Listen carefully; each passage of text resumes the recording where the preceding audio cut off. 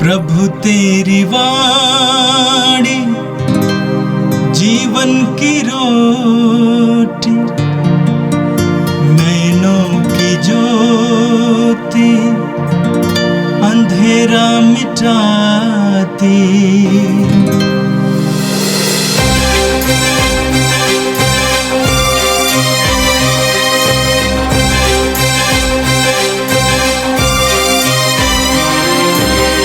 प्रभु तेरी वाणी जीवन की रोटी, नैनों की ज्योति अंधेरा मिटाती। प्रभु तेरी वाणी जीवन की रोटी, नैनों की ज्योति अंधेरा मिटाती। वाणी वाणी वाणी वाणी वाणी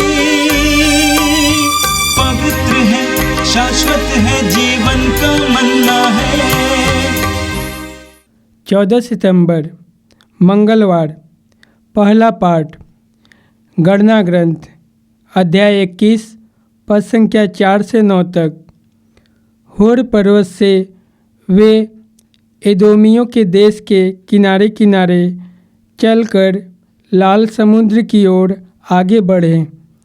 यात्रा करते करते लोगों का धैर्य टूट गया और वे यह कहते हुए ईश्वर और मूसा के विरुद्ध भुनभुनाने लगे, आप हमें मिस्र देश से निकालकर यहाँ मरुभूमि में मरने के लिए क्यों ले आए हैं? यहाँ न तो रोटी मिलती है और न पानी। हम इस रूखे सूखे भोजन से उब गए हैं। प्रभु ने लोगों के बीच विषैले सांप भेजे और उनके दंश से बहुत से इस्राएली मर गए।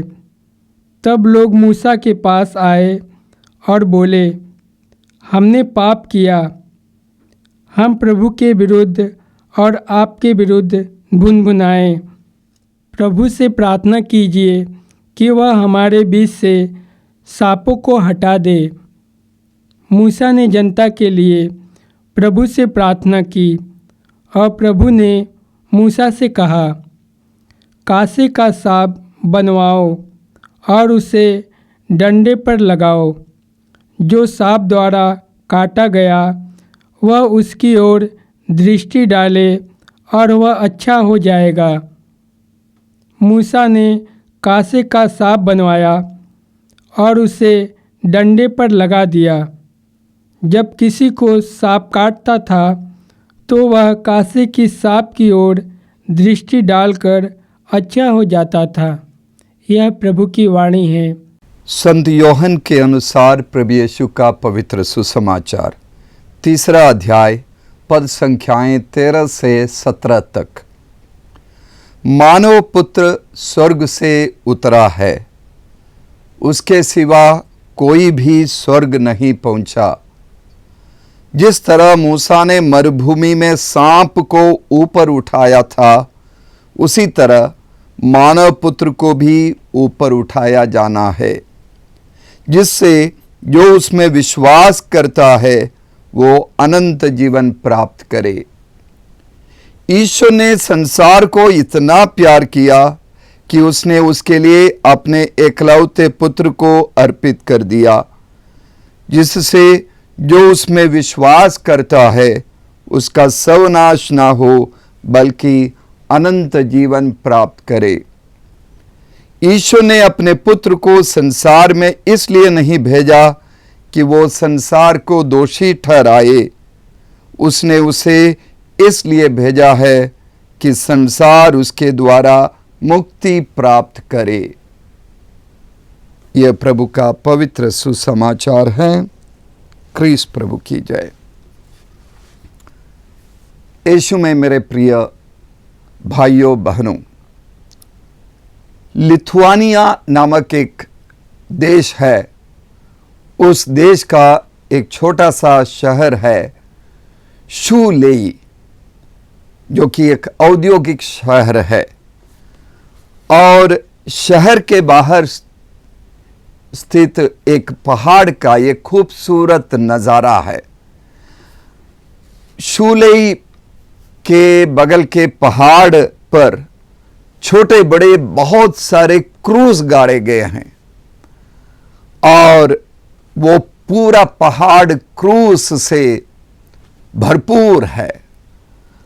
सन 2006 में किसी ने वहां के सारे क्रूसों की, सलीबों की गिनती की तो पता चला कि वहां 1 लाख से ज्यादा क्रूस हैं।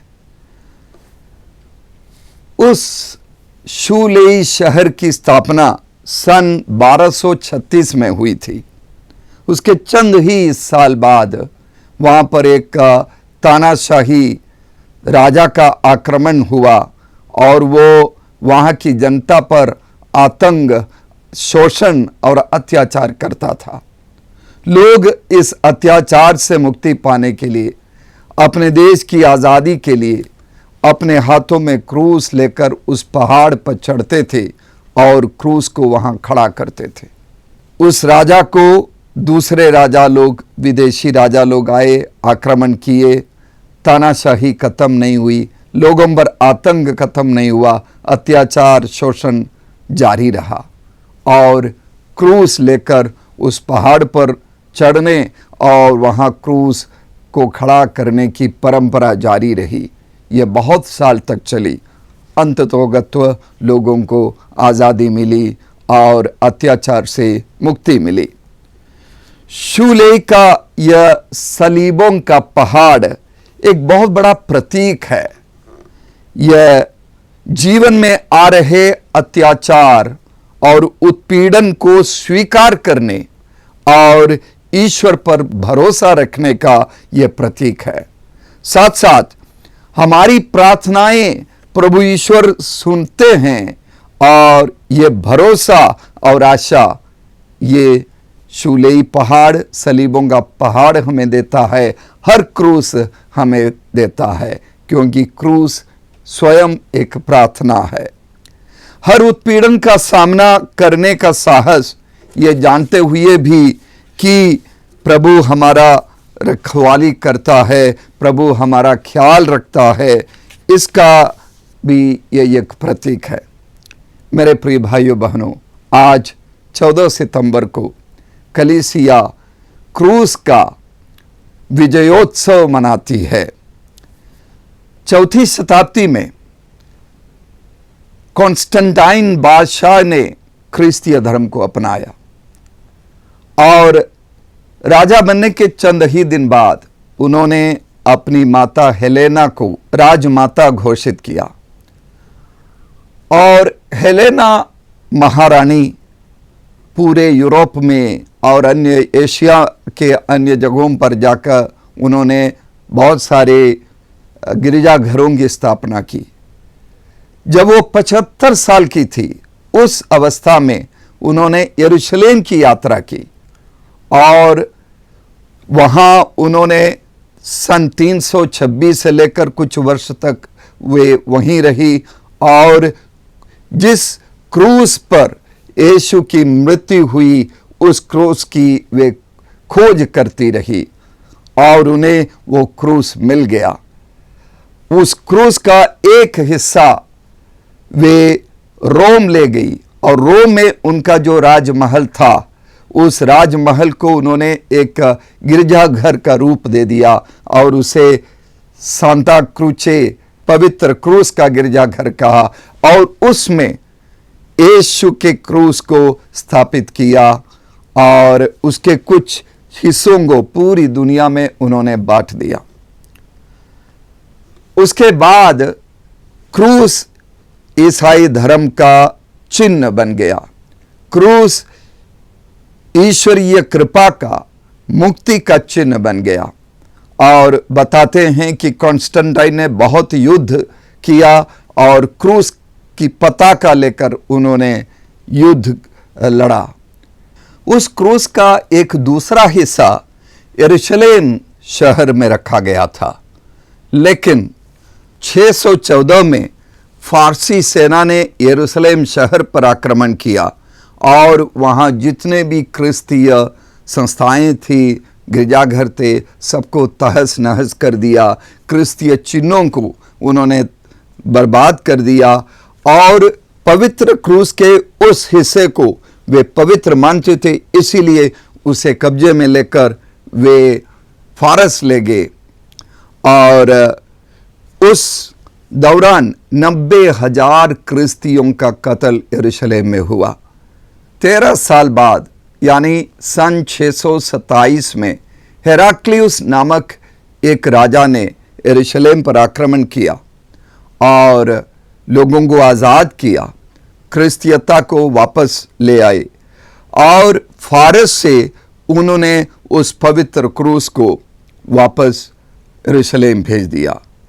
14 सितंबर का दिन था और उस क्रूस को बड़े धूमधाम से यरूशलेम के गिरजाघर में स्थापित किया आज ही के दिन, और इसीलिए तब से क्रूस के विजयोत्सव का पर्व आज के दिन मनाया जाता है। प्रिय भाइयों बहनों, क्रूस हमारे विश्वास का चिन्ह है। हम हर कार्य क्रूस के चिन्ह के साथ शुरू करते हैं, पिता, पुत्र और पवित्र आत्मा के नाम पर। जब हम ये चिन्ह बनाते हैं, हम अपने आप को ईश्वर के आशीष के अंदर लाते हैं और क्रूस के चिन्ह के माध्यम से, क्रूस पर से बहाए गए यीशु के पवित्र खून से अपने आप को हम अनुग्रहित कर रहे हैं, हम अपने आप को धो रहे हैं और ईश्वर की कृपा, मुक्ति की कृपा हम में ला रहे हैं। क्रूस पर अपनी जान देने वाले हमारे प्रभु यीशु हमें याद दिलाता है कि क्रिस्तीयता की क्रूसारोहित चुनौती की याद दिलाते हैं। क्रूस एक चुनौती है।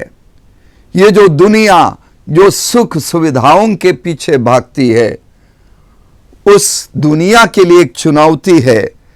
क्रिस्तीय धर्म का ये चिन्ह कठिनाइयों को, तकलीफों को स्वीकार करने की चुनौती देता है।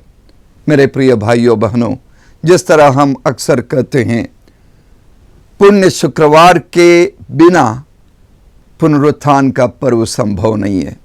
क्रूस के बिना क्रिस्तीय जीवन की विजय संभव नहीं है। दूसरी शताब्दी में ही क्रूस क्रिस्तीयता का चिन्ह बन गया था और जब कॉन्स्टेंटाइन राजा बने, उन्होंने घोषणा की कि क्रूस क्रिस्तीय विश्वास का चिन्ह होगा, निशान होगा। मार्कुस के सुसमाचार 8वें अध्याय के 34वें पद पर यीशु हमसे कहते हैं, जो मेरा अनुसरण करना चाहता है वो आत्मत्याग करे और अपना क्रूस उठाकर मेरे पीछे हो ले। थॉर्न बर्ड करके एक पक्षी है, यानी कांटे का पक्षी। इस पक्षी की विशेषता है, किंवदंतियां यह कहती है कि ये पक्षी अपने घोंसले को जीवन में एक बार छोड़ देती है और खोजती है किसी झाड़ी को, कंटीले वाले, नुकीले कांटों वाले झाड़ी को, और जब जैसे वो पाती है, उस झाड़ी के सबसे लंबा और सबसे नुकीले कांटे पर वो गिर जाती है और वो कांटा उसके शरीर में चुभ जाता है। तब वो पक्षी सबसे सुंदर गीत गाती है। प्रिय भाइयों बहनों, मुक्ति की गाथा का संगीत यीशु ने क्रूस पर से हमें सुनाई और प्रभु हमें समृद्धि और सुख सुविधाओं के लिए आह्वान नहीं करते, लेकिन वो हमसे चाहते हैं कि क्रूस के प्रति हम समर्पित रहें। क्रूस के प्रति प्रतिबद्धता की मांग यीशु हमसे करते हैं। जो ईसाई धर्म को अपनाएंगे वे त्याग करने वाले बन जाएं, परित्याग करने वाले बन जाएं, अपनी सुविधाओं और सुविधाओं की इच्छाओं का परित्याग। उसके बदले वे यीशु की साथ, यीशु का अनुगमन, यीशु के प्रेम के मार्ग का अनुगमन, यीशु के सकरीले मार्ग पर चलने का निश्चय कर ले और यीशु का अनुसरण करे। गणना ग्रंथ में हमने आज के पहले पाठ में सुना कि सर्पदंश से पीड़ित होने के बाद लोगों की कराह को मूसा ने सुना। मूसा ने लोगों की पुकार को ईश्वर को सुनाया और ईश्वर की आज्ञा के अनुसार मूसा ने तांबे से सांप का एक प्रतिरूप बनाया और उसे ऊंचाई में खड़ा कर दिया और उसे देखकर लोग चंगे हो गए। इसी तरह यीशु खुद कहते हैं, जो क्रूस पर टंगे हुए हमारे मुक्तिदाता को देखकर उन पर विश्वास करके उनका अनुगमन करके हम मुक्ति के पथ पर मुक्ति को अपनाएंगे, मुक्ति के मार्ग पर हम चलेंगे। ये प्रेम का मार्ग है, ये क्षमा का मार्ग है। प्रिय मित्रों, क्रूस का मार्ग क्षमा सांत्वना का मार्ग है।